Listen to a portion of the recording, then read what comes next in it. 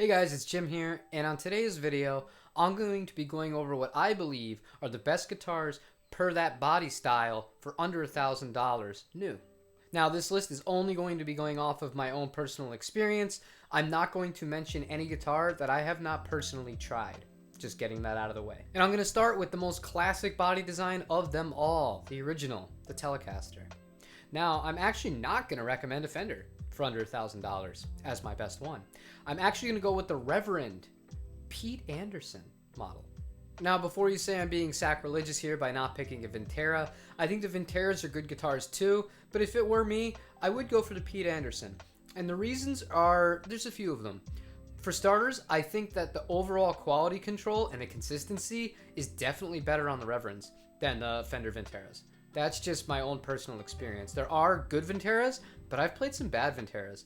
And I don't know, I haven't played a bad Reverend. And it hurts me to say it because I'm a Fender guy. But for under $1,000, that would be my pick. The guitar comes with modern appointments, and there's nothing you would ever really need to fix after the fact. And I really like that. And having the reliability of, because when you're spending $1,000 on a guitar, you shouldn't immediately be thinking about, am I going to have to replace this or upgrade that? You should be getting something that you feel confident with that you could take out like that same night after, a light setup and go from there.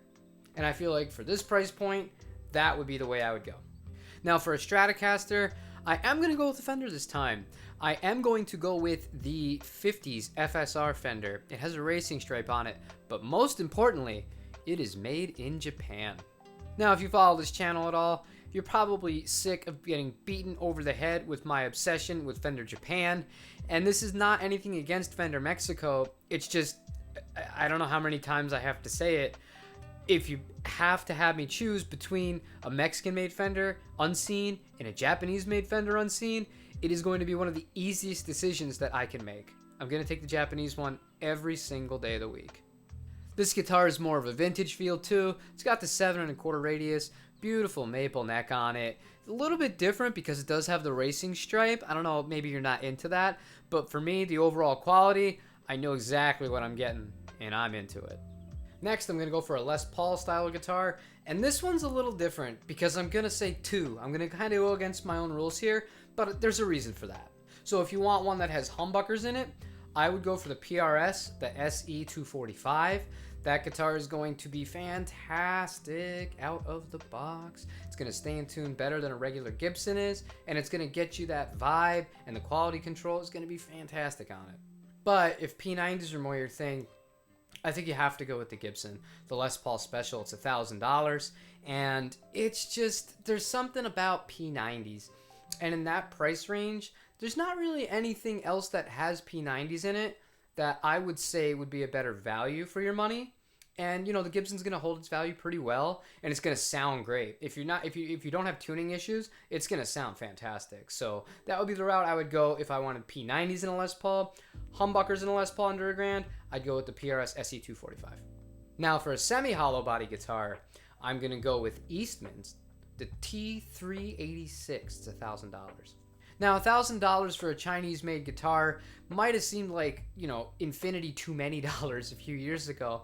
But with the way that the technology's been going up and how picky Eastman is with their actual employees and the luthiers that work on these guitars, I have to say, I've not played a bad one of those.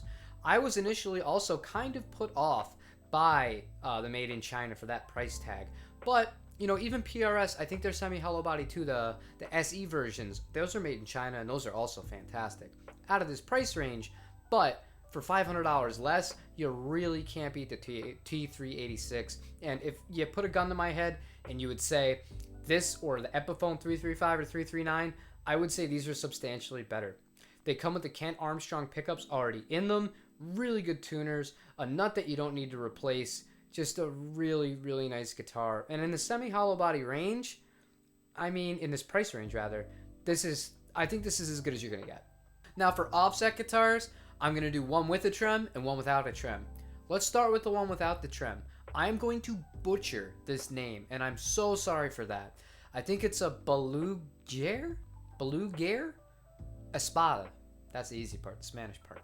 But it is an offset guitar with two humbuckers in it, a roasted maple neck.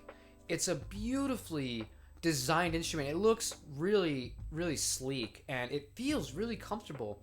There's a store around here called Pitbull Audio, and they had one, and I played it, and I was really, really surprised at the overall quality in it.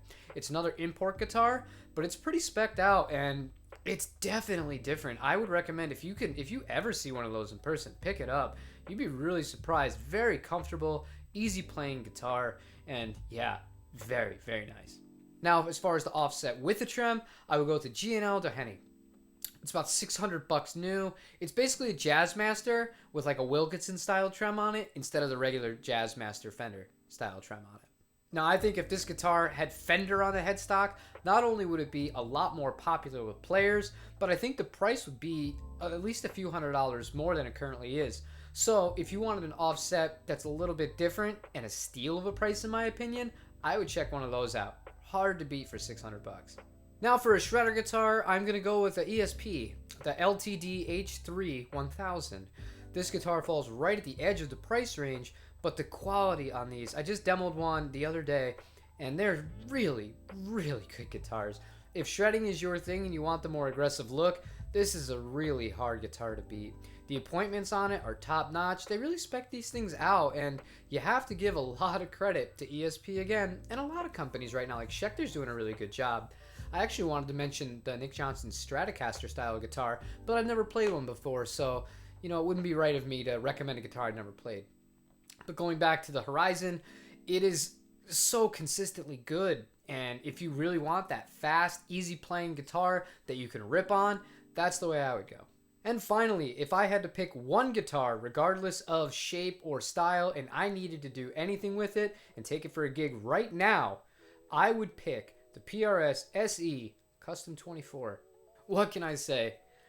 The PRS SEs at this price point, you cannot beat that guitar. I'm sorry. If you can, then please point me in that direction, because I have played so many different guitars and so many brands from so many countries, but PRS they just got it down. And what you get out of that guitar for $900 coming in 100 under the price ceiling is just phenomenal quality, easy playing, reliable tuning, gorgeous body. No brainer. If I had to pick one for under $1,000 to do anything on it, that would absolutely be the guitar I'd pick. And that's going to wrap up my best guitar recommendations for under $1,000 per body style. If there's a guitar body style that I didn't name, there's probably a reason for that, because I'm working on a different video kind of outlining those and why I didn't really recommend any of them. But again, personal preference, we'll save that for later. If you can I'd really appreciate it. Leave me a comment. Let me know what you think is the best value for each one. If you disagree with what I'm saying, I'm sure there's going to be a few that people are going to not agree with entirely. Just giving my personal opinion on it. Subscribe if you're not, and I will be back tomorrow with a new episode of Would I Rebuy This Guitar? We'll see how it goes then.